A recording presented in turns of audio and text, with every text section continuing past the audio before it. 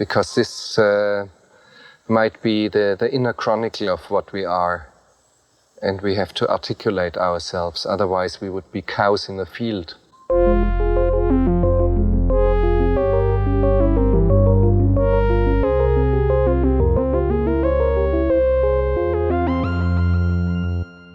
Welcome to Cows in the Field.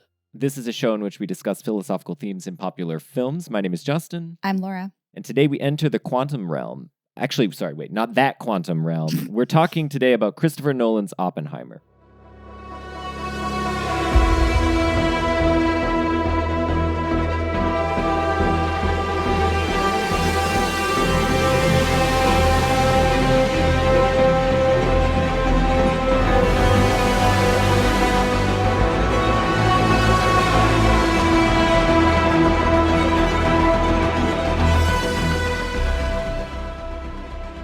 We're very lucky to be joined today by someone who has interviewed just about everyone who has been involved in the making of this film. For my part, he needs no introduction. He's a writer for New York Magazine and Vulture, and now a 4-time guest on our show. Welcome, Bilge Ebiri. Hello, good to be here. 4 times? Oh, this is the 4th time. This is the 4th time, yes. So we did Bram Stoker's Dracula, yes, right? In the Line of Fire. In the Line of Fire, and then Excalibur. Oh, Excalibur. That was the first one we did, right? Yes. Those were the. So now we've done, and now finally Nolan. And I think this was, this is a long time coming. I think it was inevitable we were going to do. For us, and was not inevitable that you would come on. I was very excited when you were happy to come on. But I want to start, Bilge, today with the following question, because I know you've seen the film a couple times and you've written about it. You've interviewed lots of people, but just tell us a little bit about your experience going and seeing this film on the big screen in IMAX 70 millimeter. It sounded in your writing that you yourself were affected by the film, but also the people in your screenings were deeply affected and moved. And I'm just kind of curious, what your experience has been seeing it with big audiences. Well, I've seen it with a number of different kinds of audiences. So the first time I saw it was in early June. I had been trying to get an interview with Christopher Nolan for basically the past year. I mean, I think I put a request in with Universal Pictures when they premiered the poster for the movie, literally a year ago. And it was, they said, well, he doesn't really do profiles. Can we do something else? And I said, well, I'd be interested in doing a process piece / profile, like a piece about the making of the movie. And, it was kind of let's see what happens. It took a long time to get the yes. And for a long time, it looked like it just wasn't going to happen. And then finally, sort of at a very last minute kind of thing, they were like, can you see the film tomorrow morning and talk to Christopher Nolan the next day? It was very much, and I was in New Haven at the time, and I was like, yes. And I just headed back, and it was an 8 a.m. screening. It was very early in the morning because, with the IMAX screen in New York, it's a heavily in demand screen. I mean, there are always movies showing there, so they kind of have to work around all that. And so I went to see it in the IMAX 70 millimeter. And it was a classic IMAX screen. It's huge theater. And it was me and one other person. I mean, it wasn't, it was literally me and one other person, and then a third person who I think was the IMAX guy. And, it was, the film just completely blew me away in all sorts of ways. I mean, I was completely, rocked by it. I had read the book, or I'd read most of the book by that point. I finished it not long after. And that obviously helped. I mean, the book it was remarkable how much of the book was in the movie. I mean, right down to these tiny little details. I mentioned in my piece the mixture of honey and lime juice or lemon juice that he would dip his martini glasses in. I mean, it's a detail in the book. All these little things were, it's kind of it really did feel like they had managed to cram as much of that book into that film, into that 3-hour film as they could. And then the next day I talked to Nolan about it, and we talked a good while. He was in New York. This was when the smoke from the Quebec wildfires had like settled on the city, so it looked like we were on the set of Interstellar. And it was interesting. I mean, he himself was pretty freaked out by it. He said, I've been through wildfires in LA. I've never seen anything like this. Which sort of set the tone for the rather apocalyptic conversation we had about the film and the making of the film and sort of the concerns that fueled the film. And I had a very personal reaction to that film, to Oppenheimer, and to that ending. And I was really shaken by it. And I think I said this in one of my pieces, like I couldn't move. I was like stuck, like, movie's over, time to leave. And I like couldn't move. I couldn't get up and leave the theater. And I actually went back and saw it again a couple of weeks later. And it was again a very small, it was like me and like 4 or 5 other people. And these other 5 people were from a particular TV show. I can't really talk. It's like I don't want to talk about it, but it was like people from a particular TV show, including the host of the TV show, and they were similarly shaken. And the host in question afterwards, I saw him leaning against a wall, unable to speak, and that response has been consistent with people. I mean, I still have that response, but obviously I'm a little more used to it now. But I've seen that with a number of audiences. I've seen the film 7 times. Wow. I went back. Now, part of it was because as I worked on the piece, I felt like I had to, there were things I had to check, but also ideas I had that I wanted to kind of watch the film again and run through. And I love the film so much, and it's so beautiful, and the craft, I think, is so impressive that it's no chore to sit through it again. I mean, it's a joy to watch, even though it's obviously a very sad movie. So I kept going back to it, and finally, then I'd seen it 4 times, and they invited me to the premiere, so I went to the premiere, and finally by the end I was able to bring guests, so I had friends who wanted to see it, so I was able to take them, and then when it actually opened, I was like, well, I kind of want to see this with like a regular paying audience and see what that's like. So I went and saw it. I saw it in 35 millimeter and then in 70 millimeter. So I've seen it. Yeah, I've seen it 7 times. Well, And it's been, it's great. I mean, I'm going to see it again. I mean, first of all, with films in 70 millimeter or IMAX, once they're gone, it doesn't, you don't get that many more chances. Like every once in a while, somebody does a 70 millimeter screening series. And, if you happen to be in town on that day or not busy, then maybe you can go. But, it's like, I want to see it as many times as I can while it's in theaters in these formats, so I can sort of preserve that experience. But also I really enjoy, like, I would rather watch this than any number of other films that, like, I had to review Haunted Mansion. Last night I went out and watched Haunted Mansion at my local theater, paid money with an audience, and it's my job. I watched it, I reviewed it, and I was like, all the people, and our Haunted Mansion let out at the same time as Oppenheimer let out. And obviously there was like 10 people coming out of Haunted Mansion and like 200 people coming out of and like the because I was trying to get to the bathroom, and suddenly all the Oppenheimer people were it was like, all right, well, I guess I'll just wait till I get home. But I was like envying them. I was like, oh, I wish I was coming out of Oppenheimer. Of course, again yes, of instead course. Haunted Mansion. So it's kind of like that. I love the movie. When I love a movie, I try and revisit it as much as possible, because I love the craft. I love enjoying the craft. I love watching things like, an edit you might not have noticed before, or a sort of a pattern you might not have noticed before, or a music cue you might not have noticed before, or like an echo in the dialogue, or some kind of thematic element.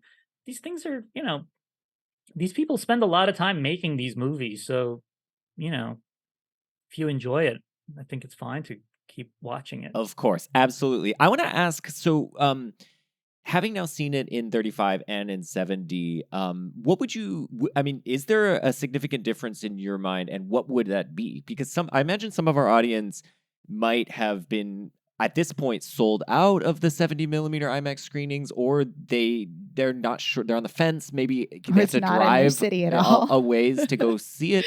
And so, is there a pitch for seeing it in 70, or would it be, what's the big difference between the two for you? So remember, there's actually, I've seen it in 3 formats. So I've Okay. seen it in 35, I've seen it in 70 millimeter, and I've seen it in IMAX 70 millimeter. Right. So Yes, right. The IMAX 70 is what I meant. Yeah. Right, yeah. You guys haven't seen it in IMAX 70 No, yet, we right? have not. You, That was you did try. We tried. We tried. But we're foiled Yes. by the projector. realities of The projector cellular broke. film projection, I guess. So, when you see it in IMAX 70 millimeter, you will realize that there is no comparison. And I mean, look, it's a great movie. However you see it, I've seen it in all these formats. It was great every single time. So it's like, if you can't see it in IMAX, that doesn't mean you shouldn't see it. Yeah. But when you do see it in IMAX 70, it's hard to describe. It's like nothing you've ever seen before. And I say that because they had to. I mean, they created they created special black and white film for IMAX, which because I don't think anybody's ever shot black and white IMAX before, so they had to create the film for it. And then and I don't know if this was specifically for this film or for previous films that they did, but they had to re-engineer IMAX lenses so they could shoot in close-up, right? Because previously, if you wanted to shoot a close-up in IMAX, you had to use a long lens. You had to use like a telephoto lens to get close, to create that illusion of proximity. But telephoto lenses also have a tendency to flatten space, so you lose depth of field, and so you lose intimacy. Like you can get a close-up, but it won't feel intimate. It'll actually feel kind of weirdly distant.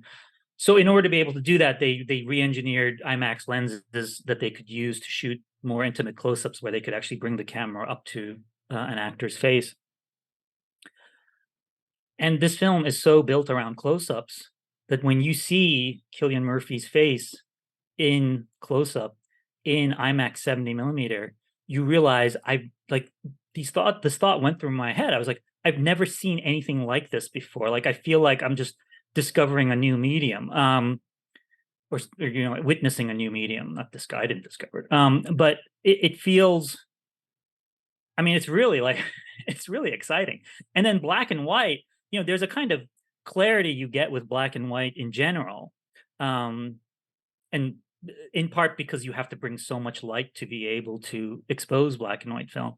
And then black and white in IMAX, there are some shots in the film that are in black and white IMAX where you just feel like you can completely lose yourself in the image. It's really extraordinary.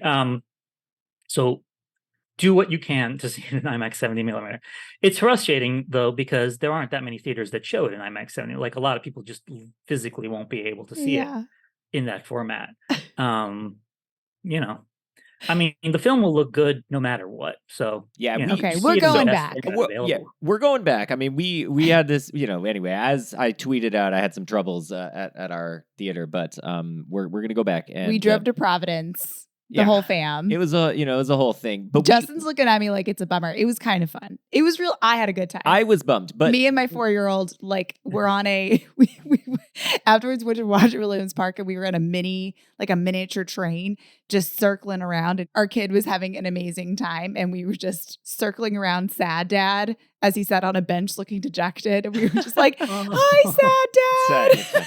I mean, we had already scheduled a viewing in garbage IMAX and Limax digital at the Boston Common, and so I knew I was going to see it the next day. It wasn't, but I do know. I mean, I saw Dunkirk in 70 millimeter IMAX, and it was a transcendent experience, but that was also 6 years ago, and my memory of it is I don't have that visceral memory that like you have, Bilge, of having just seen it, and also that film has very few of this shots you're talking about these like close-ups of characters' faces. It's mostly about the wide vistas and especially like, with the the shots on the plane as the horizon banks, you really do feel like you're moving with it because it's your entire peripheral, your field of view is taken up by this massive tall image.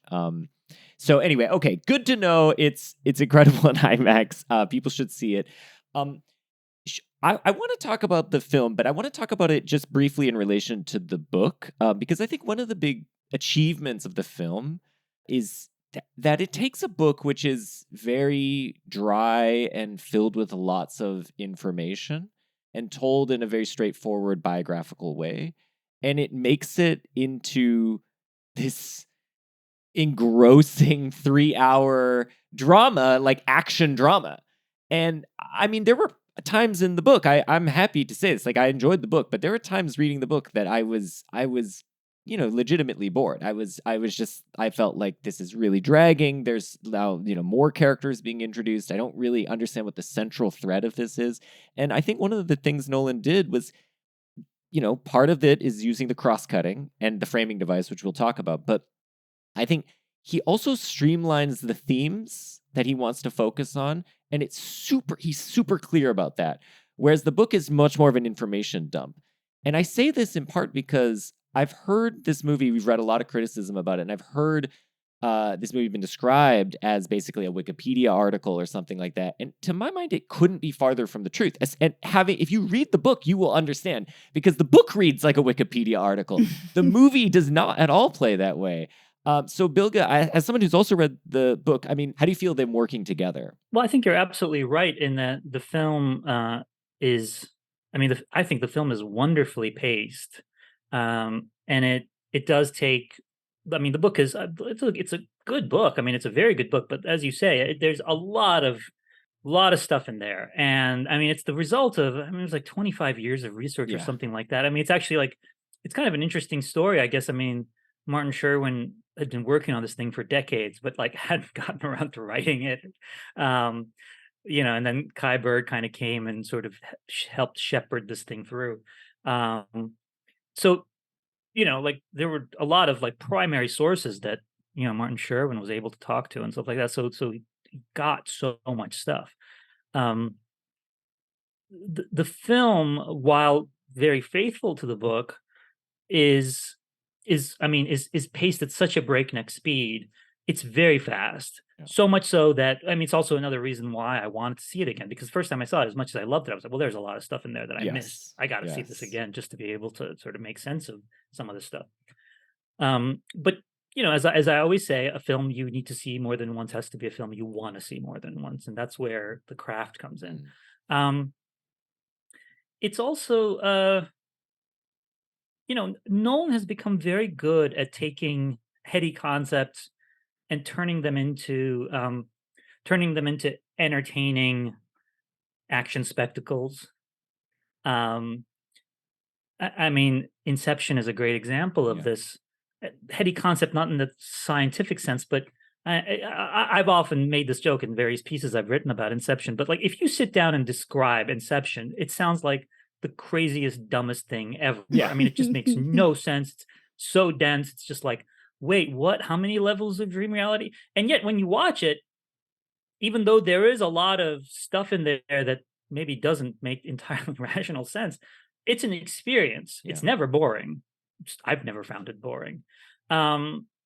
He's very good at that, and he deploys several types of strategies, I think, to pull that off. I recently finally read the novel of The Prestige, and because I did a podcast about that film, and I revisited the film, obviously, which I'd seen a bunch of times, but finally read the novel, and I was really surprised at how different the novel was from the book, even though the film is very much in the spirit of the novel, but the way that they kind of re-engineered some of the narrative elements from the book to turn them into cinematic ideas and cinematic sequences, I was very impressed by that.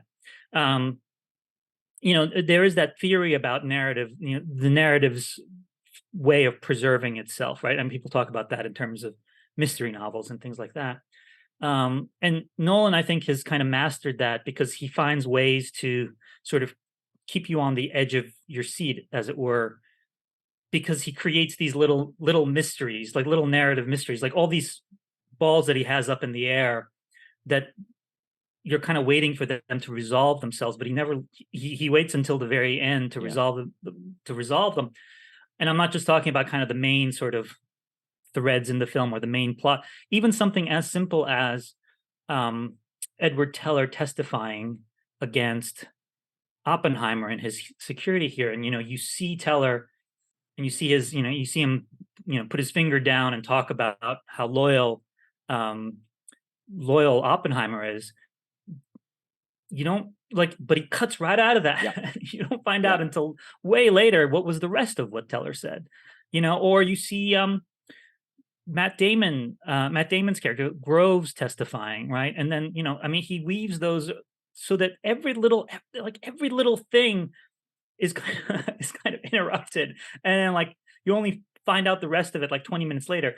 And so he just keeps he keeps you watching in that way. He's very good at that. And then he brings the music in and all that stuff, and the performances are pitched at a kind of, they're very movie performances. That's the other thing. The material, the source material might be dry, but he finds a way to make it real kind of movie dialogue.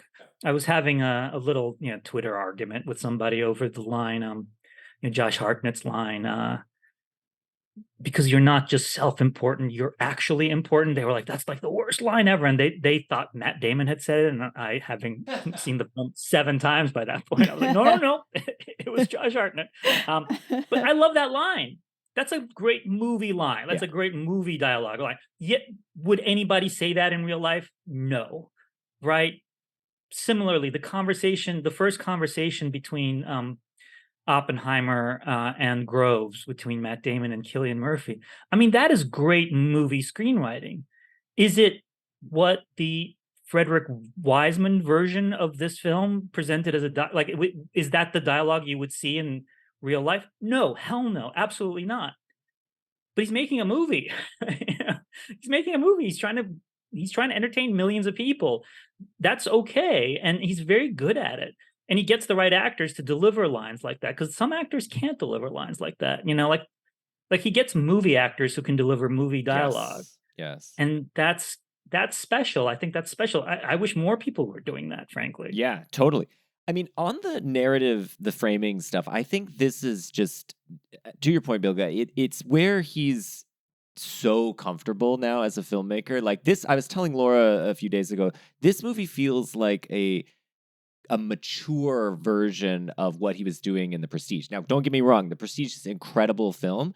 It's just a little bit unwieldy. There's too many layers of things. This feels like he figured it out. He just streamlined it, and he's confident enough to just pull off. It's really 2 narratives proceeding in parallel. One, they're 5 years apart. There's the Oppenheimer AEC thing, and then there's the Louis Strauss Senate hearing confirmation. And then within those 2 things, that's the black and white color thing. And then within those, there are basically flashbacks from each of those points going back where basically the narrator of that part, Strauss or Oppenheimer, is saying something to someone. And then we're getting the visual recreation of that. So you have this kind of only 2, and then flashbacks within each of the 2 structures.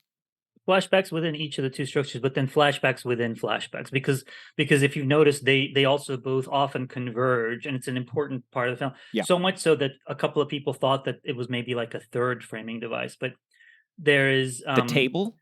The meeting, the Atomic Energy Council, or the General Advisory Committee to the Atomic Energy Commission,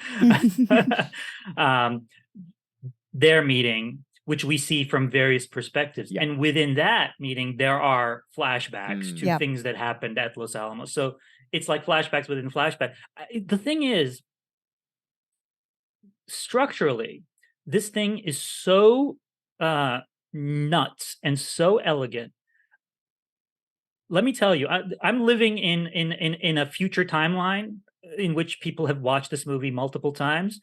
And I think there'll be many, many more of me. And by the time you're watching it again, I mean, I'm doing like karate kicks in my seat when I see some of these editing choices. That's the scene with um the scene the scene with Casey Affleck's character, Yeah. Boris Pash. The way that thing cuts between Casey Affleck in sort of 1943 or whenever it is, Casey Affleck in the hearing room, Matt Damon on the train, Matt Damon in the hearing room, Oppenheimer in the hearing room explaining what happened, Oppenheimer in 1943, Oppenheimer on the train explaining to Damon. Yeah. I mean, that thing is woven together so brilliantly. And I will say, Jennifer Lane and Emma Thomas both told me they worked on that scene right up until the end. They were editing that thing constantly. It was like killing them trying to sort of make that thing work. And you can kind of tell, like, because it's actually the first time you watch the movie, that's kind of a tough scene to wrap your head around. But it is so beautifully put together. I mean, it's like something out of, a Bertolucci film or an Alain Resnais film. I mean, it's like high level European art house 70s, 60s editing. And it's so beautifully done. And at the end, it's so moving when he finds out that Groves was the one who sent Pash to Europe to basically take him off the scent.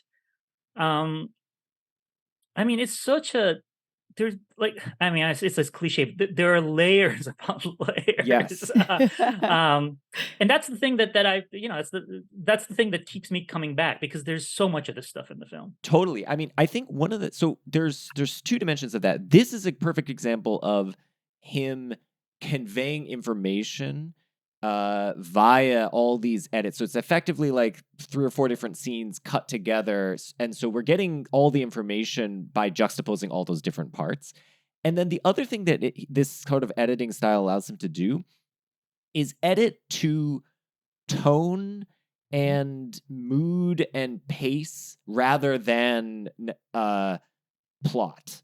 So and that's something I think he really figured this out, I think, in Inception, but then it kind of took it to like the next level in Interstellar and Dunkirk. I mean, the whole movie of Dunkirk is basically an exercise in this, just to see if he can like keep the tension ratcheted up by cross-cutting basically across, but not having the cross-cuts be simultaneous, but cross-cuts across different sort of time frames.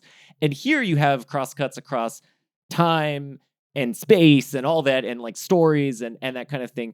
But it's in a way of keeping that kind of, the focus on, okay, we're going to tell this part of the story and we're going to do it in this pace. And sure, I'm going to cut a bunch of spatiotemporally distinct parts together in order to do that, but it's going to be so much more fun and interesting. And the music is really helping with that because it's kind of keeping pace on everything.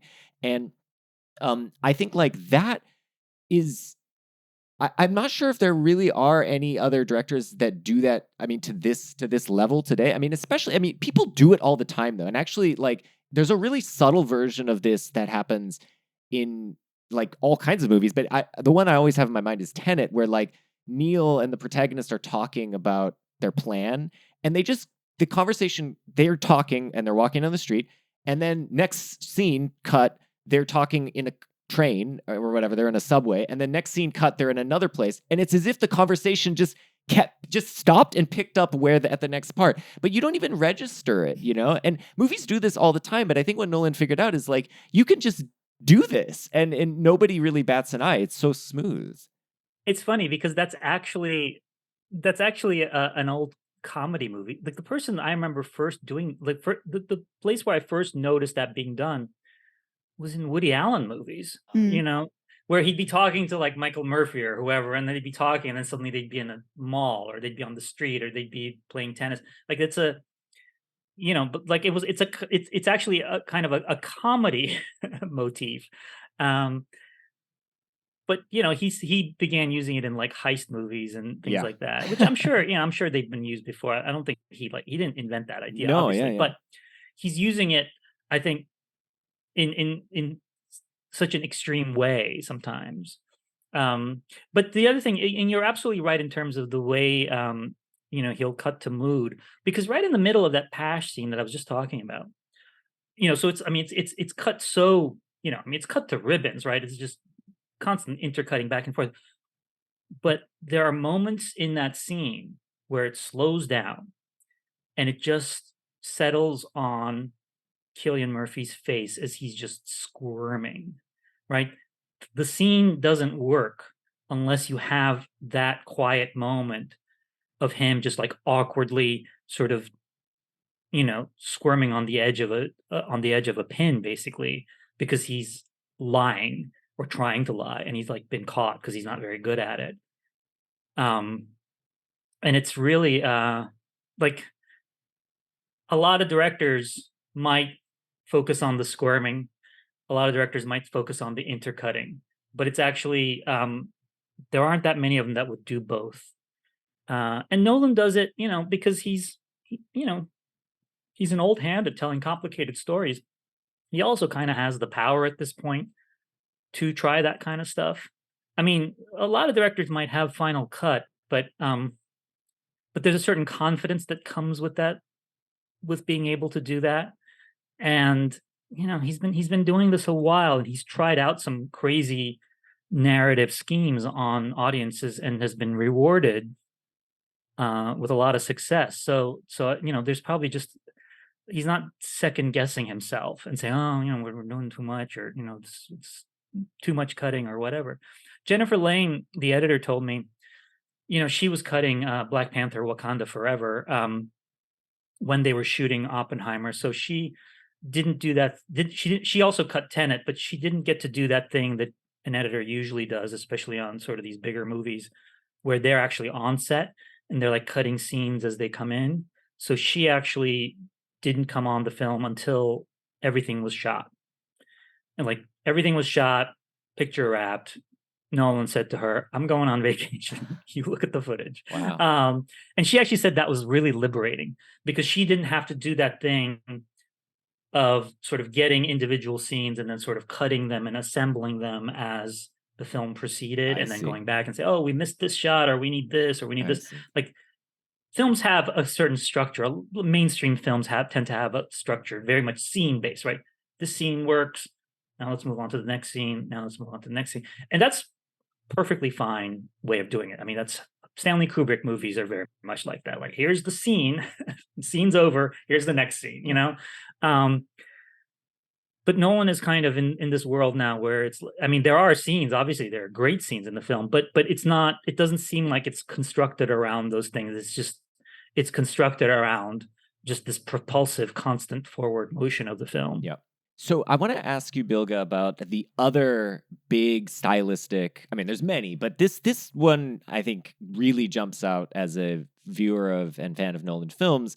There's a big stylistic choice, which is the heavy use of what some people call subjectively inflected shots. So these are shots which evoke the subjective experience of a particular character, often with non-diegetic dimensions. So, for instance, the probably the biggest example of this is the scene where Oppenheimer, after the bomb has been dropped on Hiroshima, and he comes into the cheering of the crowd, and you lose diegetic sound at one point. You get total washed out color. You can't see anything. You get these images of him stepping in the burned corpse of someone. You also get this interesting background shake effect, which comes back. These are not techniques that Nolan really has used much in the past. This feels like a real departure for him, and partly because he's such a classicalist in terms of his filmmaking style. Like, for all his innovations conceptually and all that, most of his films are very visually very straightforward, because I think maybe he doesn't want to overwhelm the viewer with also visual stuff when he's also giving them all that conceptual stuff to deal with. But this is a film which has tons of that in it. And I'm curious, I was surprised when I saw that. I thought, wow, this is very different for Nolan. He's sort of dipping his toes in a different pool here. What did you think of that kind of filmmaking from Nolan? I mean, I thought it made the movie. Like, that's the most important stuff in the film, I think. And I've written about this a little bit, but he the first person he showed the script to after he showed it to Emma Thomas, who's his wife and producer, was his VFX supervisor, Andrew Jackson. And he actually tasked Jackson and his team with going out and creating this stuff, like sort of finding these. I mean, this is so step back. All those, those subjective shots of, for example, the speech after Hiroshima and Nagasaki, I think those are really in a continuum with his visions of the quantum world, right? Which he sees, kind of early on in life, and which we keep coming back to. Nolan was trying to find a way to visualize these concepts, these like subatomic particles and things like that, but not in a way that was like going to sort of feel like they had shot subatomic particles, but like almost a poetic way of conveying these. I mean, it's like the Kubrick, Stargate sequence stuff in 2001, right? It's like nobody knows what that's going to look like. 6 diamonds floating in the air, sure, why not? So they kind of created these little, all this little test footage. And in fact, and then Nolan even showed that to Ludwig Göransson, who was starting to work on the score. So it was sort of a through line throughout the film. And then he incorporates that with like the visions of droplets and fire and clouds and all these things. And then, at one point when Oppenheimer is going around, looking at art and listening to Stravinsky and reading The Wasteland. I mean, that's actually, that's in the book. Like that was actually a thing that he did to sort of wrest control of his neuroses, right? And this was something that helped him make sense of these, his ideas about physics, but by connecting them to sort of the world at large and the revolution that was happening culturally around him during this time, which also included things like Freud and Marxism and stuff like that. I mean, the film, there's even a couple of lines relating to this in the film. So, like early on in the film, he's tormented by these visions. And then when Kenneth Branagh tells him to go out into the world and to hear the music, he goes out and we get that great montage. And it's almost like he has, wrested control of these visions and has sort of reconciled them to his world.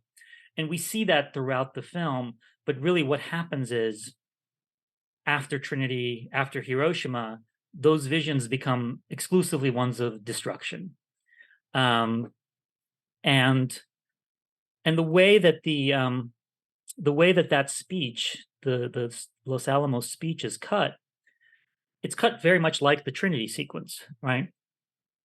Big white blast, no sound. You hear no sound of explosions. You hear his breathing, and then the shockwave of the sound comes later. Same thing there, right? Same thing in the Los Alamos speech. He's talking, sound drops out. See the white. We see we see that young woman's face kind of turning to ash, played by the director's daughter, and it's like it's completing the Trinity sequence, right? The Trinity sequence is the explosion, the culmination of all their experiments. This is the consequence, right? It's like these two scenes fit together. This is the thing that the explosion is going to cause that you don't see in the Trinity sequence. And it's shattering. It's so moving. I was in tears watching it when I first saw it, and it still moves me. It's just an incredibly beautifully done scene, and it's like stylistically, it's pretty out there, though it's not particularly experimental or anything. I mean, lots of films try stuff like this, but the fact that he's mixing that with just one person's face being shredded. He steps in like one sort of charred remain. He sees a couple who are crying right after he sees a couple making out. He sees one of his physicists, vomiting. It's just all these little touches. I think it's beautiful. And I think that's also why, to some extent, and this has been a criticism of the film, and I think criticisms are valid if the people are sincere in holding them. But the film doesn't show what happened at Hiroshima and Nagasaki. There is a scene where there's a slideshow of it, and Oppenheimer purposefully looks away. So that's kind of, whereas the film is still largely from his perspective.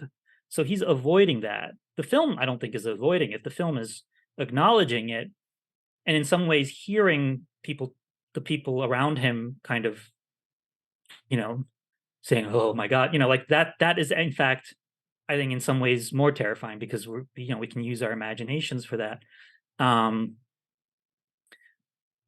But I think, the elegance, the understated elegance with which he handles the Los Alamos speech is in some ways more powerful.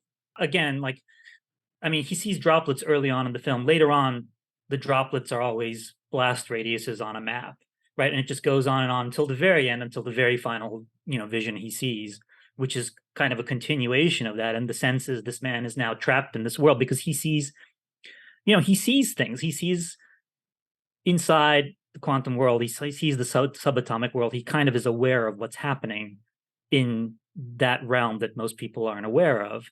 And all he sees is destruction now. Yeah. Yeah. So I'm just going to mention a couple other scenes which have this kind of character, not as abstract as this part, but nonetheless, I think similarly are intended to evoke rather than tell. So the during the trial, the AEC hearing thing where his security clearance is on the up for grabs. We get, when he's being interrogated about Jean Tatlock, Florence Pugh's character, we get this fascinating, for Christopher Nolan, this seems so out of place in his filmography, a hard cut to Cillian Murphy suddenly naked, which I thought, okay, that's interesting. He's being dressed down by Roger Robb, which is, I think, the best part of the American Prometheus book is that interrogation. I think it's really, that's where the book for me got really exciting, and I couldn't wait to see what they were going to do with it. So we get him now suddenly naked, and then the next shot we get is Jean naked on top of him, straddling him, having sex with him, looking at Kitty, his wife, behind him, and they make eye contact. And I thought, wow, this is real. This is this is not what I was expecting from Nolan in this kind of movie. It's almost jarring because it's so sort of it's just unexpected in a way. The other one of it, which I'm curious what you think about all this, Bilge, but the other example of it that I remembered is the scene in that AEC hearing where Roger Robb is interrogating Oppenheimer and has kind of cornered him, and that's where he leans in, and then you get the overexposed film, and you get these just Cillian, you can kind of just see Cillian Murphy's eyes. He's just a white face, and it's just the eyes coming through, and you hear the bombs again coming in, and again representative or evocative of him kind of understanding that he's been defeated in some sense, or maybe it's his guilty conscience coming back. I'm not sure exactly how we're supposed to think of it. But yeah, to me, the Gene sex thing that was the most unusual one. What did you think of that, Bilge? I thought it was very well done. It's just it's a jarring image, and it works metaphorically beautifully, I would say. It's not the kind of thing you tend to see in Christopher Nolan. Nudity, and then in this way. But it's it makes sense, and it's funny because I thought to myself, that little bit of nudity is doing so much work because we're so not used to seeing that kind of thing in one of his movies. Yeah. The Jean Tatlock stuff, we don't get a lot of Jean Tatlock, right? So whatever we get of her, of that storyline, kind of has to be just really loaded, Mm-hmm. It has to kind of just be just a lot of concentrated. I don't even know what it is, but it really has to make an impact because it's not getting a lot of screen time. So I felt like it was, on some on some level, I thought, oh, this is Christopher Nolan kind of letting go a little bit and sort of not being so fussy about, like, because you never see sex in his movies, right?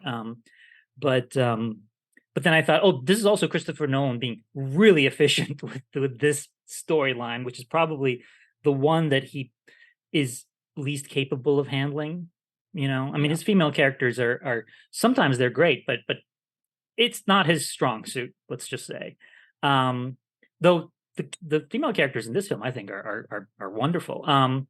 But I think that it's like so concentrated. It's like we can't spend a lot of time on this. What's the most effective way that we can convey sort of what's happening here? And it's like, oh, this is how we do it. And because even just the glance between her and Kitty, I mean, it's like 2 seconds, but it's like there's so much there. Oh yeah. Right. And even then afterwards, Oppenheimer's like, well, what about all I already this? told you this. Like, I know. Oh, it's different. It's different now. Yeah, it's public. Yeah, their whole life has been made public. So one of the criticisms of the film that I've read in a couple places, and I feel when I first left the theater, I kind of felt this too, is we don't learn very much about Oppenheimer. Like we learn some facts about him. We see him look tortured, but he kind of remains an enigma. And so you feel like you've spent 3 hours as this highly subjective film. You feel like you should have a better understanding of his character. And I feel like I didn't. And I felt initially, I thought, is this a flaw of the film? But then I thought about it a little bit. And I've come to think that this is very purposeful, and not only purposeful, but it actually ties in with a central theme of the film that Nolan is really interested in, that connects the film to the rest of his filmography. In this case, so what I mean is each one of his films in these in these big blockbuster sci-fi movies, they typically tackle a concept or theory in some scientific domain. So we have like relativity in general relativity in Interstellar. We have statistical mechanics and entropy in Tenet, and so on. And then in this film, it's obviously quantum mechanics. So what is quantum mechanics? Well, I was doing some research just to figure out the basics about quantum mechanics in preparation for this, and I don't know very much about it, partly because I don't understand the math. But my understanding from what I've learned, from what I've gleaned from a little bit of research, is where we are with quantum mechanics and is in some ways close to where we were in 1930 when these ideas were first being bandied about, which is that the math works well. It's considered by most scientists to be the best physical theory ever created. And that's just because it's predictively incredibly powerful and so on. The problem with quantum mechanics, which has led people like Einstein and others to be, deeply suspicious, and people who couldn't accept that quantum revolution, talking about revolutions as we were talking before, Bilge, is that it issues a bunch of sort of consequences that we find incredibly hard to make sense of and understand. So one of the general features of quantum mechanics is that that is actually mentioned in the movie is that light is both a particle and a wave. So it kind of behaves wave-like and particle-like. And this is a feature of quantum mechanics, which is which you can think of it like this, when you're thinking about subatomic particles like electrons, the quantum mechanical theory basically tells us that the way we understand their behavior is via this thing called a wave function. And a wave function basically just tells you how likely, if you're thinking about where the thing is in a space, how likely it's going to be at any point in the space. But it doesn't tell you where it is. But then when you measure it, when you actually take a physical measurement of it, it will sort of be in one of those points that the theory told you it was likely to be at. But the theory won't tell you which one it's at. It can only tell you roughly how likely it is to be in these spaces. And so this has led up people to to this day, there are all these disagreements about how we're supposed to interpret this. And this is why you get these views like there is no fact. The original Copenhagen interpretation is that there's just no fact. And then you look and then there's a fact. So somehow your looking creates a fact. There was no fact about where it was located. Then you look and suddenly there is one. Or the many worlds theory, which basically says when you look, like it's sort of simultaneously in all the locations. And those are the many worlds. And so when you look, you kind of figure out like which of the many worlds you're in. But these are all like incredibly weird things. Like these are really strange consequences. I mean, that the Schrodinger cat is supposed to bring this out. What that does is it basically connects up a quantum event with like a macro physical event, like the killing of a cat. Like you basically connect up like the decay of a radioactive atom, and you say like if it goes this way, then break the glass and poison the cat, and if it goes that way, don't do that. And then since the position of the thing is sort of not determined, the cat, whose life is bound up with where the atom goes or the electron or whatever goes, his life is also held in the balance. And again, it's like simultaneously dead or alive, and this is like incredibly unintuitive. And so to bring this back to Oppenheimer, so the reason I was like thinking about all this is you might think of Oppenheimer as, for Nolan, the embodiment of quantum mechanics. He's an enigma. He's someone who we can't understand. He himself doesn't even understand himself. He's riddled with contradictions. He's for the bomb, and then he's not for the bomb. And Roger Robb can't figure out why. Or like in the case of Kitty, he's like not standing up to Rob. Why is this? Like, I can't make sense of this. Maybe it's because he's got a guilty conscience. He's trying to self-flagellate or something like that. All the characters around him, we learn about him through the reflections of him, much like we learn about quantum mechanics through the many interpretations that various physicists have given us. But the thing itself remains a mystery, an enigma that we can't understand. And yet it works. He builds the bomb. He actually makes the thing work, just like quantum mechanics. It actually works, but we don't understand in some sense how or why. So I think actually I convinced myself that this was very purposeful on Nolan's behalf, in part because it sort of has his character and his characterization of Oppenheimer has this thematic resonance. So I wanted to put that out there because for me, it was a way of thinking about a part of the film that I found myself a little bit frustrating until I thought that through.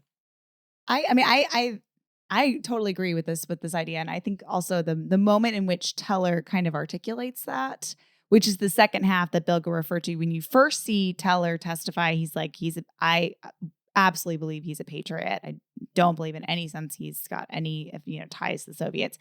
He's an American. He cares about our country. And then the second half of his testimony was like, but I don't understand him. Yeah. And he makes choices that I can't figure out. I don't understand his views, and I don't feel comfortable with that. Is how he feels and that's sort of like in the way that this movie frames it, like the final nail in the coffin. I mean, that, and Kitty is never forgives him for the rest of her life, right? Because when we see later when he gets the award, she refuses to shake his hand. And I like don't really want killing. I don't want Oppenheimer to shake his hand in that AEC room either, because like that's the end of him.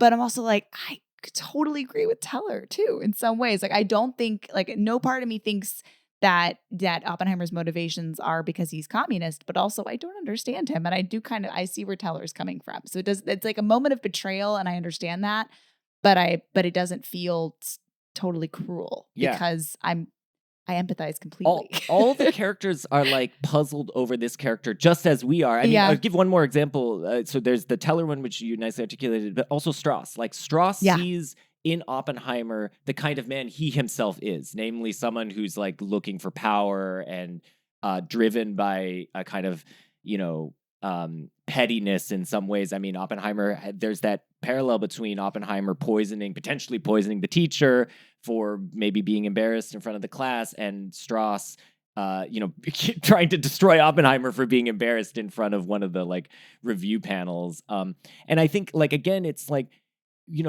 what do we do with enigmas? We project ourselves onto them and try to see them through our own light. And I think what Nolan is suggesting is that none of these are the right characterization. In some ways, Oppenheimer will remain forever impenetrable, much like his chosen subject matter. And I think he's like, I don't know. I think it's fun to see a movie kind of embody the very subject matter, much like Nolan's films often do in this way.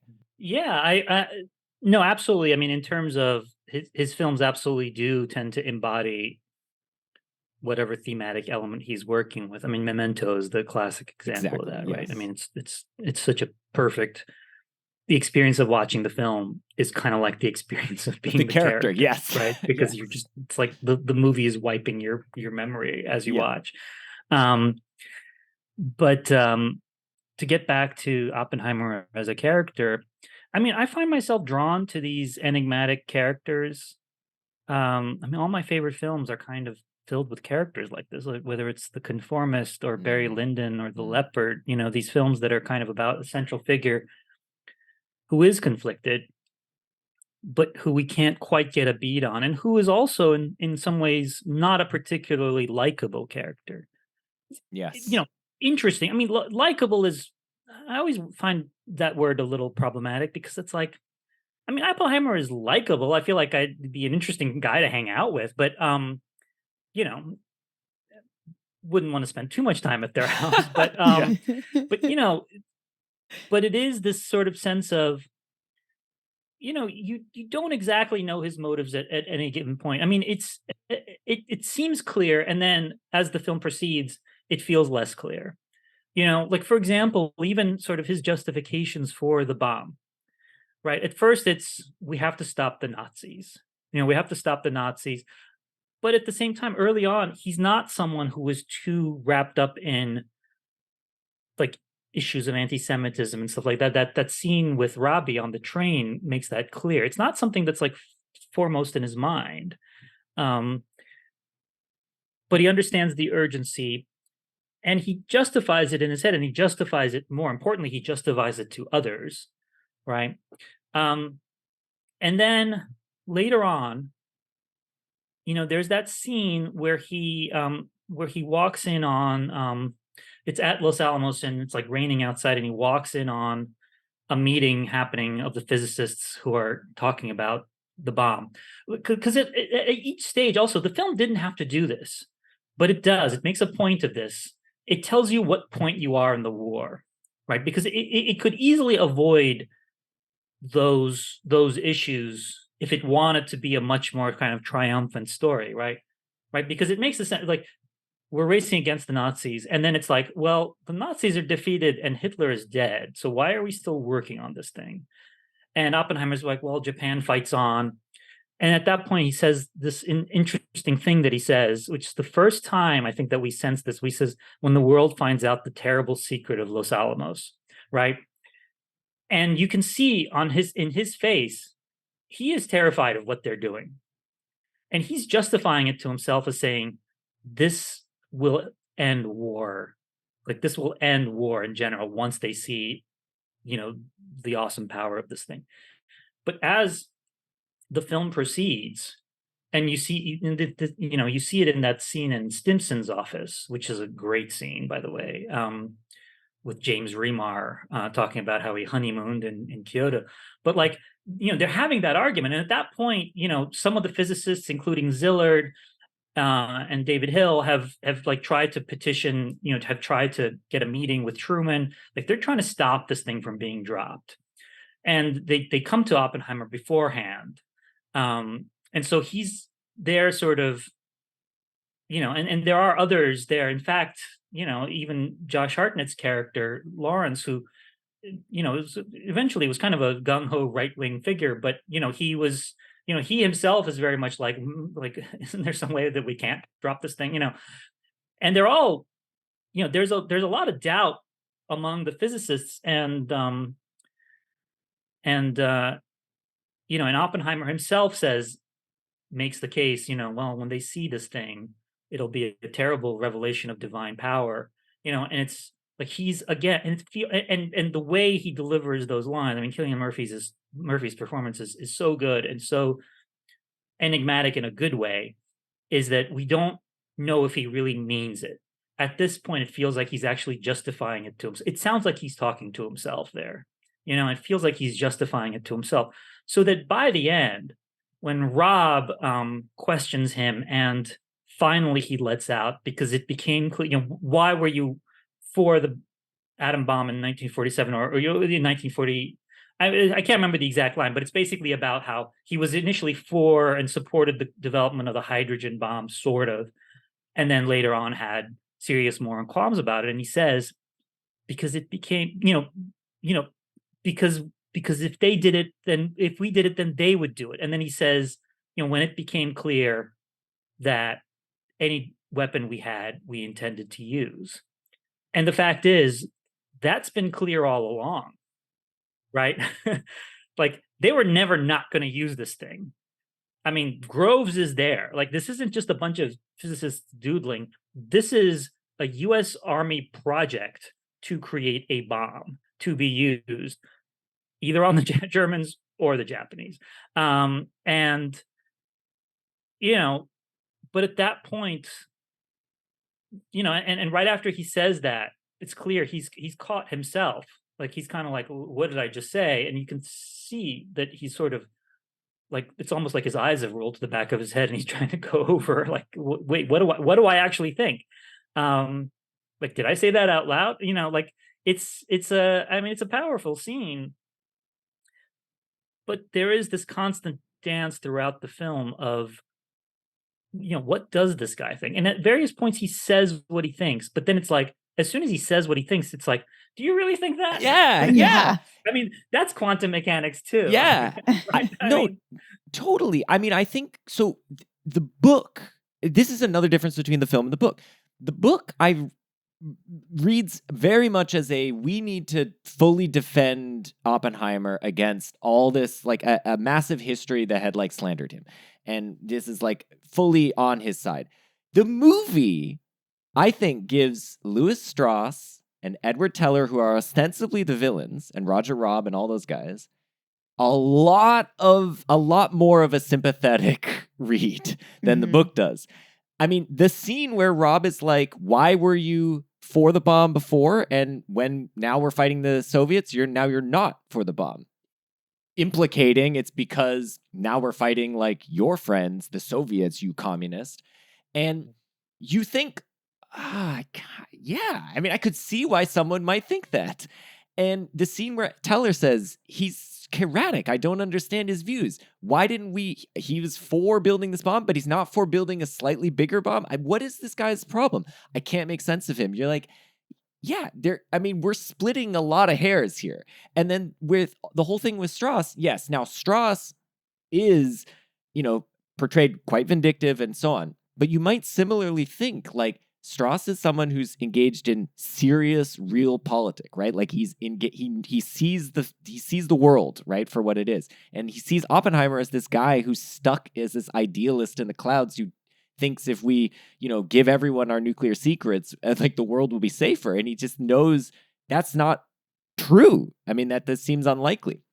And so you see that in the film. Nolan really gives Strauss, I think, a lot of sympathy. And I think at one point, I read this in your article, Bilge, that Robert Downey Jr. said to Nolan early on, he thought Strauss might be the hero of the film. And Nolan thought, whoa, but I kind of see it. I kind of see why he would think that. Whereas if you had read the book, no way would you have thought that. And I think this is all part and parcel of the power of letting Cillian Murphy and letting the character of Oppenheimer be so frustratingly enigmatic that it would make sense of all these characters being like, this dude should probably not have security clearance. He's totally like, he's changing his mind. He's not transparent at all. He's not forthcoming. This is in the book where he changes his story about the Chevalier incident several times. It's less clear in the movie, but we've only seen it once, so I can't totally remember how clear it is. But in the book, it's very clear. Like, he changed it several times, even under oath. And so a lot of people thought at that point, like, this guy is not trustworthy. And so you kind of, right, you can feel that. But at the same time, I don't think it's an unsympathetic portrayal of Oppenheimer. You totally know why he's doing some of these things. He himself is just gripped by these contradictions, like with the thing that he says with Pash in the scene with Casey Affleck, Pash, where he's like trying to play nice with the FBI and give up someone that he kind of knows might be an informant, but leave Chevalier out of it because because Chevalier is like his very close friend who took his child, for months when they needed a reprieve. Like this, he doesn't want to give that guy up. And so you can feel the tension in the character, but you can also see why from the outside, this guy would just seem like an erratic mess. Yeah, it's Downey's character is a realist in a sense, or not a realist, but I mean he's in the world of realpolitik, right? I mean it's kind of, I mean look, Einstein says it, right? You guys thought that I couldn't embrace what I started, and now it's time for you to deal with the consequences of your achievement, right? Oppenheimer isn't ready for the post-war world. He ends, in some ways, he ends at Trinity. Yes. Mm-hmm. Right? Yes. The Oppenheimer, the brilliant physicist, the man of science, the great man, who achieves great things, his story ends at Trinity. And it's like an entire new world. And people say this all throughout the film. It's a new world, right? And he is not equipped for that world. And that world belongs to the Tellers and the Strausses and and the Roger Robs. I mean, and it's funny because there's also that moment early on when he first meets Jean Tatlock, when they're having this argument about or this this conversation about ideology, and he talks about how he doesn't subscribe to any ideology. He likes his wiggle room, and it's like this kind of weird sexy talk kind of thing. But that also informs he's not aligned in that way. I mean he kind of has ideas and things he supports and maybe embraces, but he wants to sort of, I mean he believes in things like scientific progress, right? And then, well, where does scientific progress lead to? It leads to the atom bomb, right? But then what happens after that? Because science is going to keep progressing, right? Oh, we're going to have hydrogen bombs, right? And we're going to have more hydrogen bombs. And it's like, it's these, I mean, it's not just, they're the chain reactions that make these bombs possible, but then there's also the chain reaction, and then the film itself, the narrative is structured like a series of chain reactions, but then reality is also a series of and it just keeps going and going and going, right? Like I think Oppenheimer on some level understands the science doesn't stop, right? It doesn't stop. We're going to keep doing stuff. We're going to keep exploring. We're going to keep finding out new things, and we're like, after the atom bomb and after the hydrogen bomb, like what's next? Like where is this whole thing headed? Because we're just going to keep going until the world ends, And that seems like that's kind of the thinking that he's trapped in, and that's, I think, in some ways what the final revelation of the film is that he doesn't see an end to this. I mean, or that is the end that he sees. I mean, the end of this is the end of everything, So yeah, I mean, I think it's you're absolutely right in that there is something to be said for Strauss and all these. I mean, Strauss is absolutely right when he says Oppenheimer never, apologized for Hiroshima, or never took responsibility for it. And in fact, Strauss says this in his kind of big sort of screaming monologue at the end. It's like, I actually saved him. I made sure that he was known for Trinity and not Hiroshima. Right. I mean, in some ways, he says, I saved his reputation.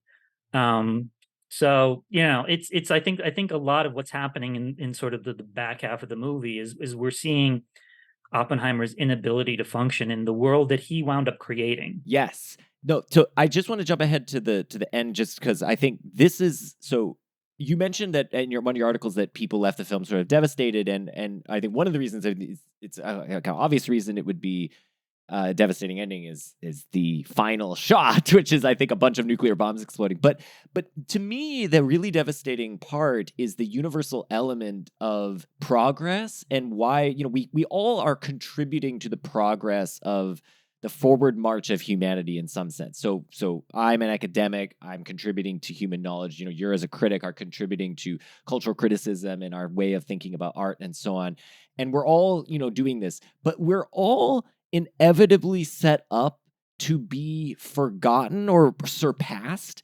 And the exchange that he has with Einstein is just like, I think, an absolutely brilliant crystallization of this, where Einstein says, you brought me to Berkeley to give me an award, but it was really your award. You were giving an award to yourself to be like, we surpassed you.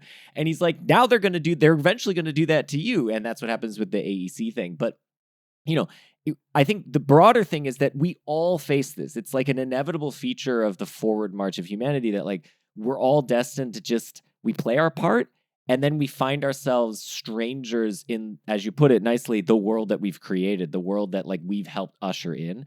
And Einstein just very famously could not like accept the quantum reality, so to speak. And he was like surpassed by these young guns who could embrace the kind of contradictory nature of the quantum physics that was like coming out. And now we're in this sort of post-bomb world, and Oppenheimer can't exist in that world, partly because he can't. I mean, I'm not sure exactly why, but for him, but it might be in part because he can't exist in a world which is 5 seconds away from total destruction, where the total destruction is basically has his fingerprints on it, right? Where he's part of the catalyst of that total destruction. And so he just inevitably, like all of us, has to just kind of fade away. We just, as time leaves us in the past, we're kind of blown away. And that's kind of what happens with Oppenheimer. He just sort of fades out of the movie a little bit, and his importance becomes less and less. And this is very clear in the book. The book, he just sort of retreats. He retreats they go to whatever, I forget the island, St. John's. They go off to this island, and they kind of just like, they're just kind of like living their life out of the mainstream. And he's not a participant in physics anymore. He doesn't publish anymore. He doesn't engage in public life anymore. He just sort of retreats away. And there's something, I don't know, like I find that like as someone who's like in middle, I'm approaching middle age, I guess, but like I'm approaching that point in your life where you're suddenly going to be like, oh yeah, I'm obsolete, right? I don't understand what the kids are doing. And like the world is a different world from the one that I know and love. I don't know. I felt that very strongly. Mm. So I also felt for Oppenheimer. I was thinking about like how he's dealing with the consequences of what the role he has had played in this and the development of the atomic bomb. And he kind of like looks for absolution or sort of unburdens his guilt twice in this movie. And both times he's like completely shut down. The first time is after Jean dies. And Kitty finds him in the woods, kind of curled up in a ball, and he feels like Jean's death's on him, and she's just like, "Suck it the fuck up," because Kitty, I wish I had the line because I can't find the script online, which is a good thing, but like I probably wrote it down somewhere. Yeah, she's to be like, you don't get to commit the sin and then sort of have people feel sorry for you, something like that. Absolve yourself of it. Yeah. Right. Yeah. She's just like, dust yourself off. People rely on you, because Kitty's way of being it is she's like, I've done bad stuff. I own that bad stuff. I feel no regrets, and that's sort of how Kitty lives her life. And her perspective is just like, people rely on you. Just, nobody wants to hear you cry. And when he goes to talk to Truman, similarly, he says, don't let this crybaby back in here. Yep. Yep. So Yep. there's no way he can kind of unburden himself with this. Yep. Yeah, he's like alone in his... Right. So I think, when they say like he's never apologized for Hiroshima, like there's sort of no way he can. It's not what the public or the world wants from him. They just want him to go away. Yeah. That's interesting. Well, and I mean that Truman scene is so brilliant, I think. And Gary Oldman plays it beautifully. And I think that keys into something you just said, Laura. Because I mean, when the camera closes in on Truman's face after Oppenheimer says, "I feel I have blood on my hands," and and he gives him the he waves the tissue in front of him, but he also says, do you think anybody in Hiroshima or Nagasaki gives a damn who built the bomb? Yeah. They care, they care who dropped it. Hiroshima isn't about you. But the way he delivers that is that you sense, I mean, he's not proud of this. Yeah. Truman is also being tortured in his mind. And you get the sense that this is a guy who is himself living in hell, essentially, or in kind of psychic hell, but he has to kind of push through it. I mean, he doesn't want the crybaby, and that's a line apparently that he actually said, or some people think he said it. Nobody knows for sure, but it is, it's part of the historical record. But like he's saying that because he's like, he can't have people coming around and saying those kinds of things because he also is clearly He's devastated. Like, I'm trying to hold this together. Don't put this on me. Yeah. Like, don't come here and talk to me about this. Yeah. Well, it's kind of like, I mean, this is like a crazy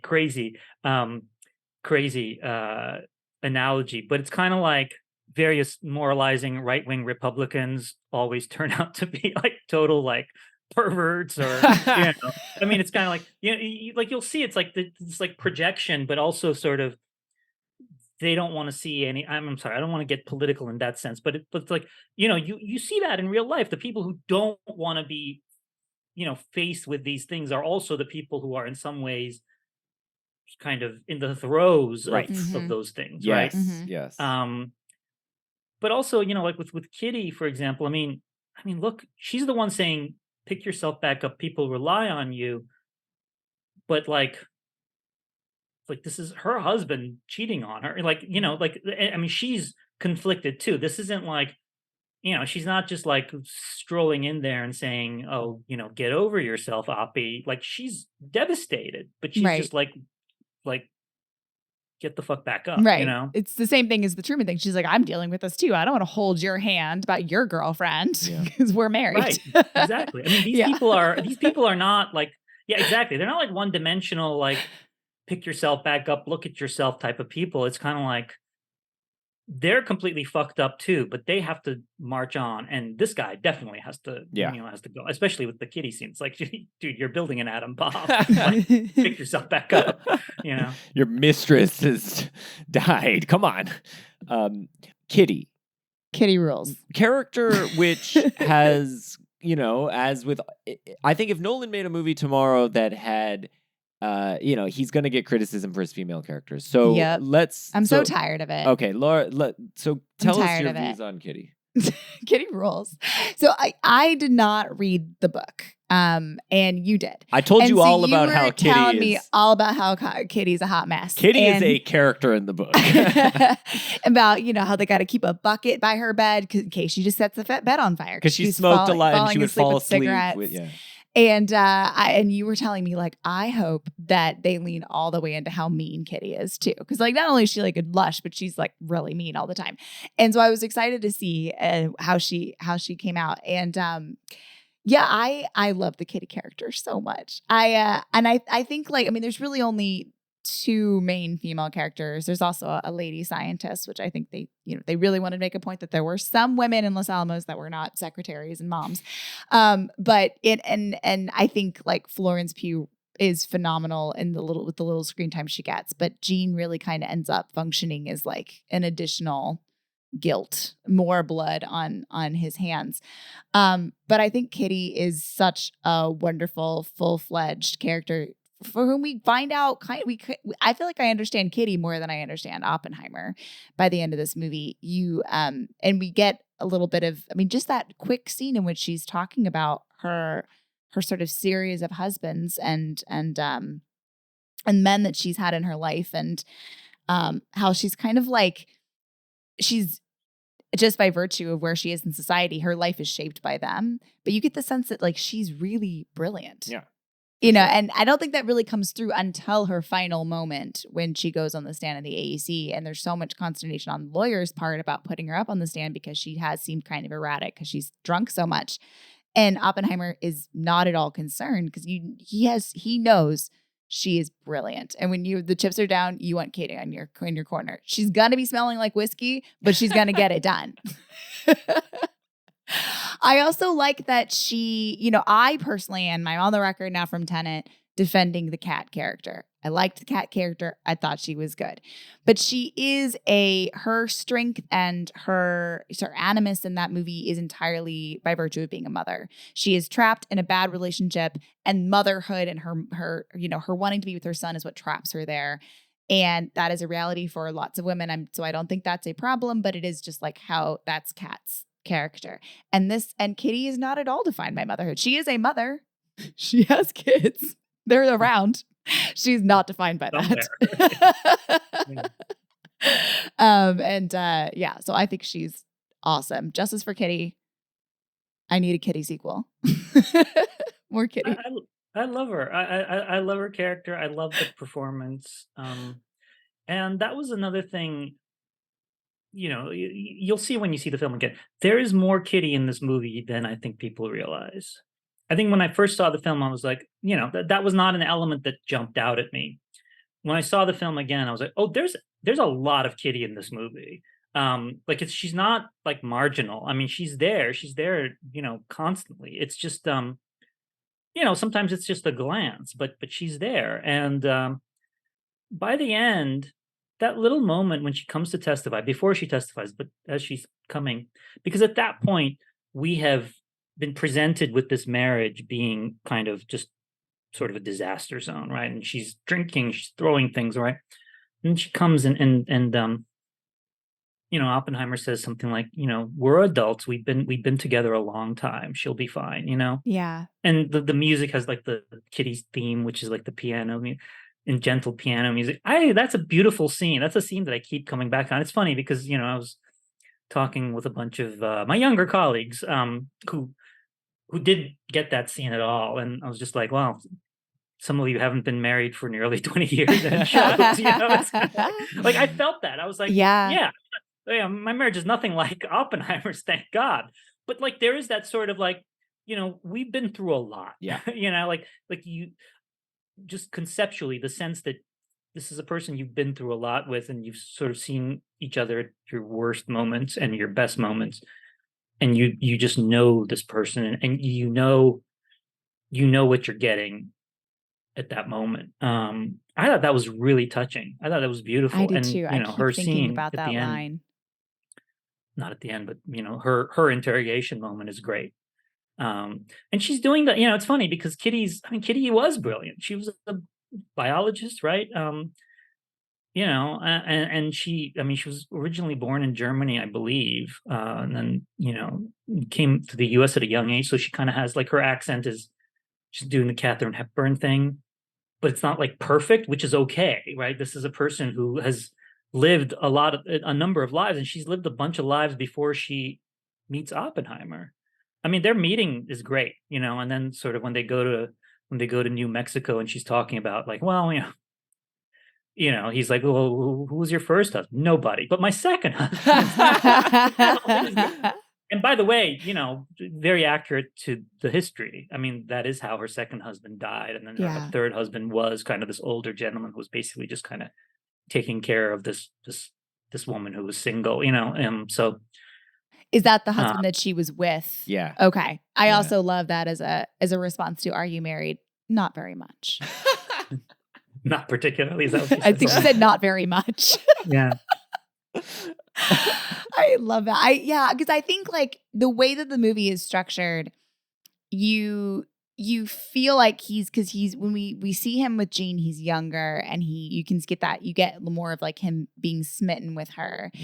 And even when he sort of tells Jean, I'm now going to be with Kitty, it's sort of the way he says it to her, and he's probably trying to let her down kindly, also knowing who Jean is, and because he does care for her, he's sort of like, well, she got pregnant, so we're getting married.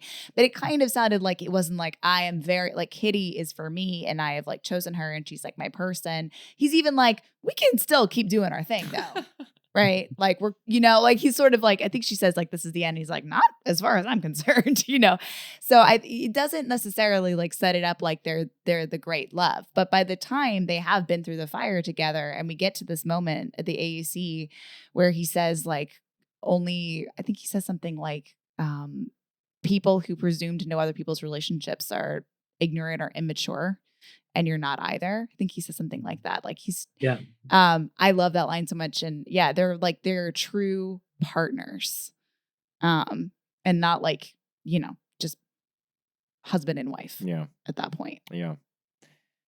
One of the other things that you, Laura, mentioned to me that I think is an interesting angle on the film, because it ties the film together with other aspects of Nolan's filmography, is thinking about the Trinity stuff as a micro allegory for, I say micro because it's basically a third of the film or a little bit less than that, for filmmaking. And in particular, the part that you mentioned that I thought was really interesting is the like seeing it go off into the world. Do you want to? I really felt that. I felt like when they have the wooden trucks take away his babies.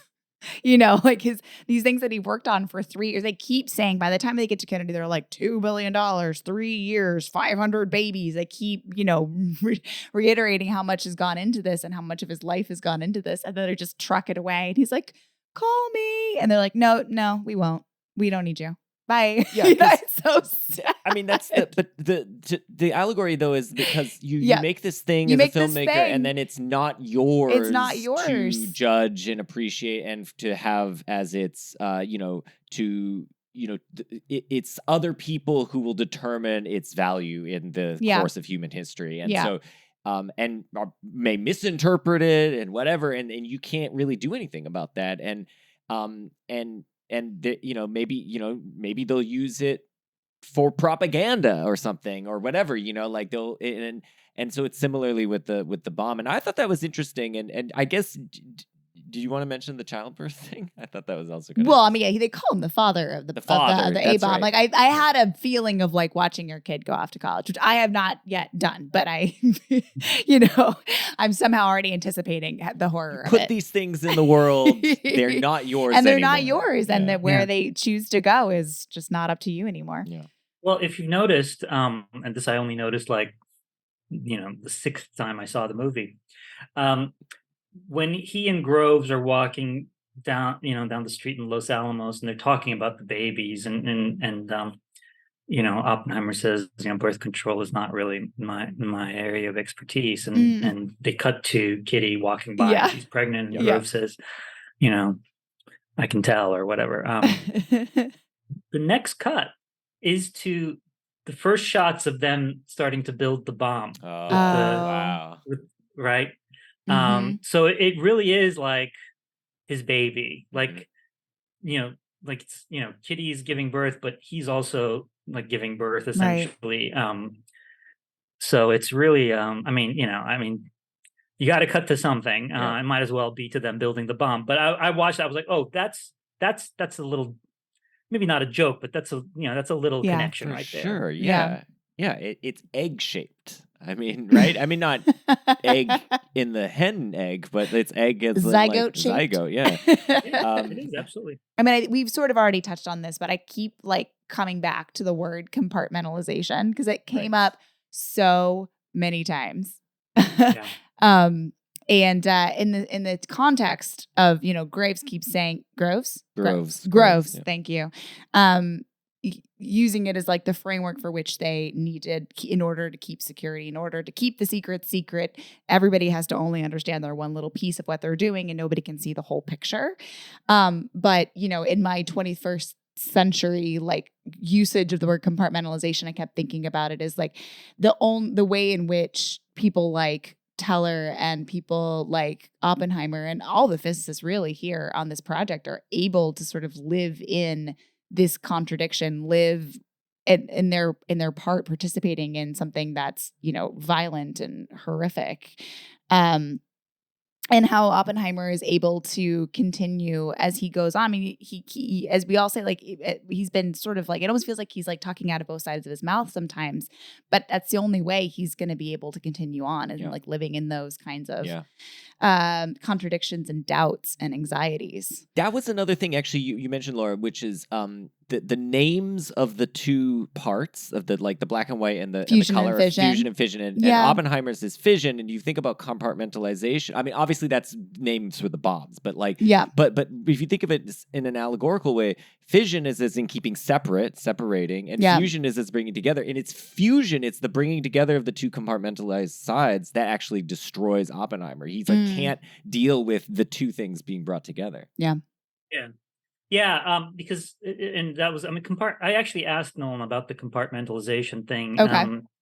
And he it's funny because he actually talked about, and this is another sort of element in the movie, the compartmentalization of sort of what happened to these scientists after Trinity, which was many of them were kind of discarded. Right. But sort of the idea of the compartmentalization is, Grove's idea is everything has to be kept separate. Everybody works in their own little silo, and we don't, they don't get to find out what everyone else is working on, and that's a way of preserving secrecy. Mm-hmm. Oppenheimer's kind of counter to that is, well, we actually have to connect everybody, but Los Alamos is kind of the central point. So only a few people will know there, but we'll have these things elements. So it's basically compartmentalization, but it sort of has to bleed out, right? Otherwise, we're not going to nothing's going to be accomplished. Right. And in fact, that's sort of his pitch for how they can get ahead of the Nazis, right, or the Germans. And we come to this idea several times. I mean, when Josh Hartnett's character comes at one point and he says, I agreed that compartmentalization was important, but I didn't agree that I was going to abide by it or whatever. I can't remember the exact line. But then he sort of starts talking about, I don't remember what that point is, what the point they're making at that moment is. But again, this idea of the give and take is actually important, and is what allows them to succeed. But then after the war, the scientists, many of them are kind of compartmentalized away. But then there's also this idea, because up until that point, there's a lot of talk about, the Nazis. I mean, the Oppenheimer is very much for the what's the opposite of compartmentalization? Well, it's like he's very much for the free flow of information. Right. Yeah. Free flow of information. But then once they built it, or once they've kind of approached their goal, he starts to say, well, we don't really have any say over how this is used. Like he switches back to compartmentalization. Interesting. And it's his way of kind of almost letting himself off the hook, which is then at the end what comes back, and they're just like, well, you helped select the targets. Like, what do you mean? You had nothing to do with this. Right. And of course he kind of didn't, right? I mean, he had something, like he was there for that meeting, but he also didn't really express any strong views one way or the other. Like he didn't, he could have done what Sillard wanted him to do and actually express grave doubts about this thing's usage, but he didn't, But he also didn't say, let's go bomb those Japanese, like he was kind of like, well, maybe this will help end war. I mean, so it's I mean, so that idea of compartmentalization, but but also psychological compartmentalization, the idea of sort of putting away these other aspects of your life and your personality in order to be able to move on with your life. That's a key thing in the movie, clearly. Yes, for sure. And in human life more generally. Yes. I just mention one other thing, which I think is, so Nolan's films tend to not have a lot of humor.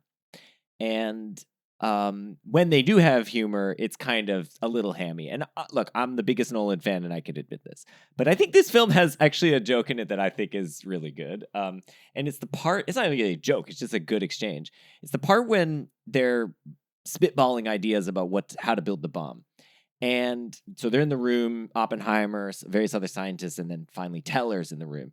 And he gets to Teller and he's like, I think, screw this fission thing. Let's build a fusion bomb, right? We can compact these atoms and this and that. And then they're like, well, how would you detonate it? And he says, a fission bomb. And then Oppenheimer says, well, now that we've established that we have to make a fission bomb, can we get back to the matter at hand? And I just think that's so great. Like Benny Safdie's delivery, a fission bomb, like it's perfect. And I really enjoyed that. Small fission bomb. Yeah.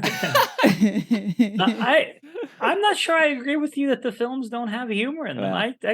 I find them, they're not jokey, but there's a lot of humor. I mean, the scenes with Damon are very funny. So funny. That is sparkling, very funny, movie dialogue. Yeah. They're not jokes, but I watched that with an audience and people laugh at that stuff. And I mean, I think they're laughing because they're enjoying it, not laughing because they think it's silly. Yeah.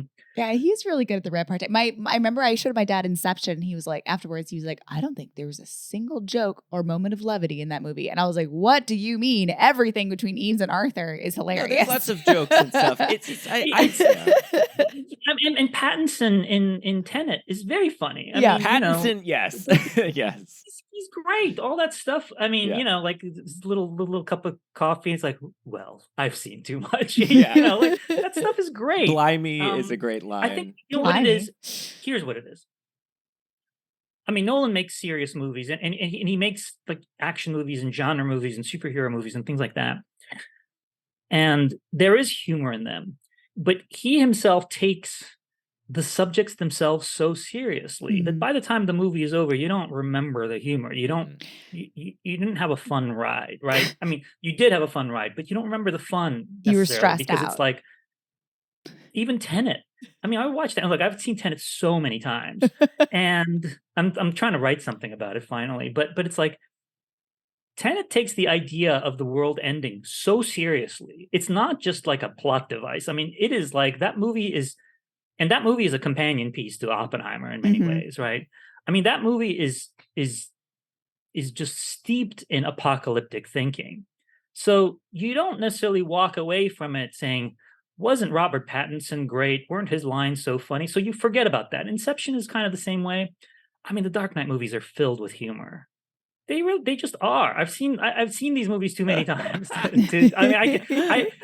It was one of those things because I used to get in so many arguments because there are no jokes in these movies, and I just like list all the jokes. That's the instant total recall of all the good funny lines in these movies. But I think he's funnier. They are funny for sure. I mean, there are bits of it that are funny, but I think they're not. Some of the jokes I think can fall flat, and occasionally, and that can like kind of be dead weight that is hard to outweigh. But to your point, like. Everything I've says in Tenet is basically like hilarious. It's absolutely hilarious. It's a temporal pincer movement, not in space, but in time. Like that stuff is just awesome and hilarious. And I remember when cowboy shit. Yeah, cowboy shit. But I remember when he first said that line the first time I watched Tenet, I was just like, I wasn't like laughing out loud, but I had a huge grin on my face. I was like, oh yeah, this is happening. Hell yes. Pincer movement in time. Yes. But that's the kind of thing where it's nerdy though. And I think like Nolan's jokes tend to be nerdy and there's nothing wrong with nerd humor, but like, anyway, but I just, the Safdie joke in this though was like, just that's broad, straight humor. I was really into that. Well, you know what it is? It's the other thing about the films is the protagonists are rarely funny. Yeah.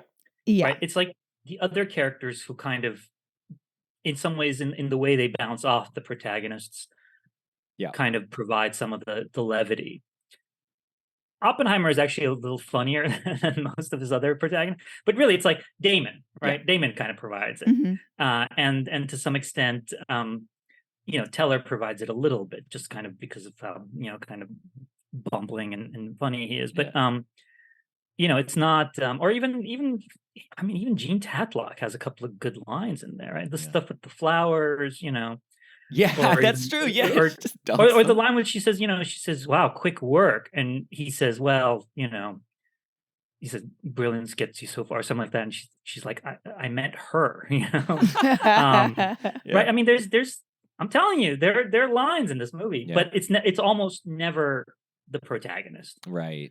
and that's Right. why I think we come across, because there's so many. I mean, there's so many great lines that Michael Caine and Morgan Freeman deliver in the Batman movies. Yeah, that's But it's true. almost never Christian Bale. Yeah. It's always the people around him. That's you true. know? That's true. Um, I just want to briefly Robert Downey Jr. So I thought, I mean, Killian is incredible. He's standout. I hope he gets nominated for Best Actor and all that. It's great.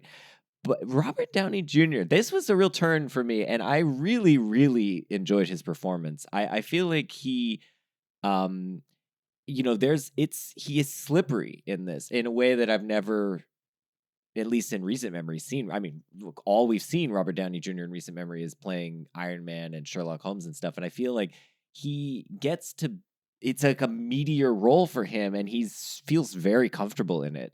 What was your, what do you think about his performance? Oh, he's great. He's also, I mean, he was such a great actor in the 90s. I mean, he was, around the time that he did Chaplin and those films. I mean, it really became clear, like, this guy was one of our great actors. And then, he had I mean, he went to jail, and his career kind of imploded. And then he was sort of resurrected with Iron Man, and suddenly became, this huge, huge star. But only if he played Iron Man or Sherlock Holmes. Like, right. the other movies, he did make other movies around that time. They just never hit. And we tend to give him shit for those movies, but he was very good as Iron Man. I mean, he's very Yes, charming as Iron Man, and in totally. so many ways, the Marvel Cinematic Universe was built on his persona. Yep. Like, For sure. that sort of slightly jokey, self-effacing style, like somehow both self-effacing and grandiose Yeah. persona of his, was just like, that was the key that unlocked the Marvel Cinematic Universe. I mean, all those movies kind of are built on that. Yep. So in many ways, he's responsible for all that. But this movie reminds you, not only is he a really good actor, obviously he's a really good actor, but he, the true test of a great actor is, can they be big? Like, can they be broad Mhm. and still sort of pull you in and still be convincing? I mean, Yeah. that's the thing with Jack Nicholson, right? I mean, Jack Nicholson gives like these crazy over the top performances, or like James Cagney gives these crazy over the top performances, but you're never like, oh my God, that's ridiculous. You're just like, oh wow, like, I am totally, like, locked into this. And that's what Downey does here. I mean, that rant he has at the end, I mean, he's at 11, right? I Yeah. mean, Mhm. he's like off the scales. But man, I could just watch that forever. And I also love how, like, he starts off in this very chummy That's the demeanor, thing. Yeah. and then as the film proceeds, he just gets more and more snake-like. Yeah. Yeah, It's great. really incredible. But when he snaps, there's a kind of revealing of a certain power that he has in terms of his presence that you might not have thought was there in watching the first hour of the movie. And for that reason, it's scary, because you're like, Yeah. oh, wow, this guy is actually like quite intimidating, and can be quite harsh in those moments. And whereas in the first part of the movie, you just see him like kind of grimacing uncomfortably as he's getting made fun of, and he's trying to recruit Oppenheimer, so he's kind of like, he's obsequious, and then when you put the two together, and you're like, oh wow, what an interesting character that he got to play, where he got to play all this very multidimensional, very human character, in many ways the opposite of Oppenheimer. He's very forthcoming in terms of his motivations. You know exactly sort of what he's feeling, in some sense, by the end, at least. And Oppenheimer remains an enigma, and they're a like perfect, counterpoint to one another in that regard. They're like mirror images of each other. And it was, I think, exactly right. I mean, this is in the book, but it was perfectly exactly right for Nolan to be like, yep, there's my villain, and they play off of each other really well in the scenes they have together, which aren't that many, if I'm correct, right? They have a couple together, mainly in that scene where they're in the around the table, right? Yeah, there's the scene around the table. Yeah. There's a scene where they meet. With There's that little Einstein. scene at the party where Oppenheimer Right. refuses to greet his son and his fiance. Yeah. And I think that's It's it. very few, but yet they're like in constant dialogue together in a way because of the intercutting and all that. So, I mean, in that, I don't know. The more we talk about this, the more the more I love the film. I can't wait to see it again. Bilge, thank you so much for being here. Thank you. This was great. And I guess the last thing is, so you right now have, I don't know, what is it, 20 articles on this movie out currently at Vulture? No, so what happened was I spent the month of June sort of interviewing people involved with the film to write this process piece about it. And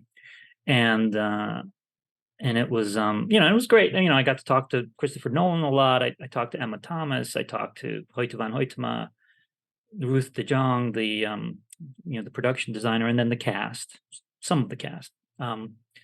And at the time that we set up these interviews, I actually asked the folks at Universal, because we sometimes do this. Was could we break once the piece is published, could we break some of these little interviews out as Q&As on our website? And they were like, absolutely not. And actually, it wasn't even. I mean, I think Universal, would have been fine with it. I think it was Nolan's people who didn't want those broken out, and I think I understand why. I mean, I think it was all these people have, they have their magazine profiles of Cillian Murphy and Downey Jr. and Benny Safdie and stuff, and they need to make sure that those, because they've negotiated exclusivities with those things. I have been on the receiving end of one of these things where an exclusive piece I was writing, somebody else took a secondary Q&A they did and turned it into a profile 1 week before my piece ran, and I was just furious. So they were like, no, we can't do that. So but I went ahead and did the interviews, and the interviews were just me basically asking 5 or 6 questions I needed to get the information I needed for my piece. But then so I wrote my process piece. It ran in the magazine the week the film opened, or the week before the film opened. But I also knew I wanted to write about the ending. I wanted to write about the ending because it was so powerful, and I'd seen the film enough times. I was like, I want to write about the ending, but I also want to write about sort of how the ending fits into these other themes that I see throughout the movie. And I also knew that, one, I wanted to do it because I had these ideas, but also because they were screening it so late for the rest of the press. I was like, it'll be very hard for anyone to kind of write about this having seen the movie only once. Right. This is the other thing I'm telling people. I'm like, listen, once you see the movie, you'll know what I'm talking about. You kind of can't just watch it once, And so I did that piece, but then the process piece ran, and everybody was pretty happy with it. But then the strike came, and we went back to Universal and folks, and we were like, hey, listen, would it be okay if we ran some of these Q&As now, especially now that these folks can't really do any press, right? Right. And so they were like, yeah, sure, just clear it with their publicists and whatnot, and make sure everybody's okay with it. But so we ran some of them. So it's been basically some of those Q&A, like the Q&A with Downey we ran, the one with Cillian Murphy we ran, the interview with Benny Safdie was really great, actually, because he talked to me for a while, because he had wanted to be a nuclear physicist when he was in high school. That was his dream. So he really grasped the ideas in the film. So we talked for a while, and I really enjoyed that. I was really happy that we were able to run that interview.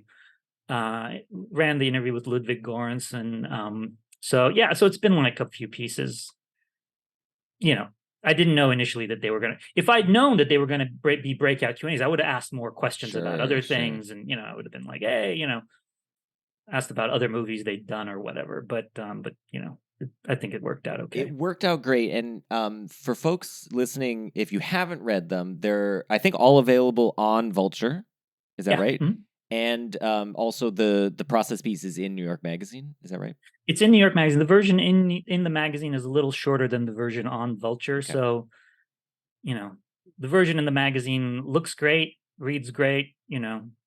The version online is certainly longer. Okay. But it reads as well, but they don't there's have more quotes in the it. That's for page sure. limits of printed text. But well, Bilge, thank you so much for being here. And so that's where people can read it. I highly encourage people check them out because they're a treasure trove of insights from various different perspectives, including Nolan's. And this has been a real pleasure. Thank you for coming and joining us and sharing your insights on the film with us. Thank you. Oh yeah, and Bilge, you should also follow him on Twitter. You're at Bilge Ebiri on Twitter, and is there Still any other there. Still there, yes. Or as we now call it, X. X. I'm sorry, it's X. Excuse me. And I should say we are on X as well, at Cowspod on X/Twitter. We're cowspod.wordpress.com on the web. And in 2 weeks, we will be talking to my colleague, Agustin Rayo, who is dean now of SHAS at MIT, about a film dear to his heart because in many ways it is reflective of his experience growing up, Alfonso Cuarón's Roma. So we'll be talking to him about that in 2 weeks. So tune in for that. Thanks, everyone. Bye.